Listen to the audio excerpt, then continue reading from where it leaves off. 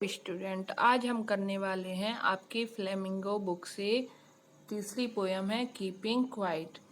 About the poet जो Pablo नेरूडा हैं, ये पेन नेम है नेफ्सली रिकार्डो रईस बोसाल्टो का, who was born in the town of Parral in Chile, जिनका बर्थ हुआ था चिली के पराल नामक जगह पर और इनको नोबेल प्राइज मिला था लिटरेचर का 1971 में।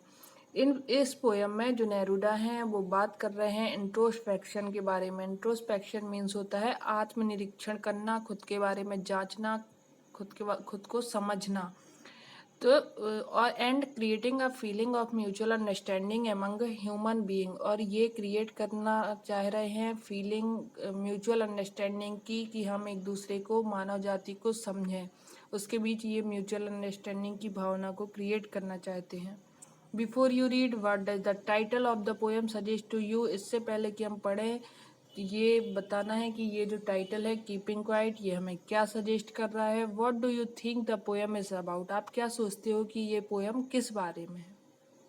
चलिए पोएम शुरू करते हैं। Now we will count to 12, अब हम 12 तक गिनती करेंगे। And we will all keep still, और हम सभी शांत हो जाएंगे 12 तक। इसमें 12 मंथ होते हैं, जैसे 12 घड़ी में भी 12 बजता है, तो ये 12 तक हम काउंट करेंगे। And we will all keep still, और हम सभी शांत हो जाएंगे। For once on the face of the earth, धरती पर ऐसा पहली बार होगा। Let's not speak in any language, कि हम कोई भी लैंग्वेज में बात नहीं करेंगे। लेट्स स्टॉप फॉर 1 सेकेंड, चलो 1 सेकेंड के लिए रुक जाते हैं। Not move our arms so much, और हम अपनी आर्म्स को मूव नहीं करेंगे। इसका मतलब है कि हम कोई भी काम नहीं करेंगे। It would be an exotic movement, exotic means होता है यूनिक, तो ये एक यूनिक सा मूवमेंट होगा। विदाउट रस, जब सभी शांत हो जाएंगे, कोई हड़बड़ी नहीं रहेगी। रस मीन्स होता है हड़बड़ी। विदाउट इंजन, बिना इंजन के, जब कोई मशीन नहीं चलेगी। तो we would all be together, हम सभी एक साथ हो जाएंगे। इन अ सडन स्ट्रेंजनेस, एक अचानक से आए हुए इस स्ट्रेंजनेस में हम सभी साथ हो जाएंगे। Fisherman in the cold sea, cold sea में जो फिशरमैन है वो मछलियों को, वेल्स को नुकसान नहीं पहुंचाएगा। And the man gathering salt, और वो व्यक्ति जो नमक इकट्ठा करता है, would look at his hurt hands, वो अपने घायल हाथों को देखेगा। मतलब जब शांति हो जाएगी तो फिशरमैन कुछ काम, नमक इकट्ठा नहीं करेगा, जिससे उसको इंट्रोस्पेक्ट करने का टाइम मिल जाएगा, और वो अपने घायल हाथों को देखेगा। Those who prepare green Wars, यहाँ पर 3 वॉर की बात की गई है। एक ग्रीन वॉर, इसका मतलब डिफॉरेस्टेशन से है। And war with gas, pollution से है। एंड वॉर विद फायर, युद्ध से है। तो यहाँ पर जो ग्रीन वॉर की, पॉल्यूशन की, युद्ध की तैयारियां कर रहे हैं, वो विक्ट्री विद नो सर्वाइवर्स, तो वो यदि जीत भी जाते हैं तो ऐसी विक्ट्री, ऐसी जीत का क्या मतलब है जब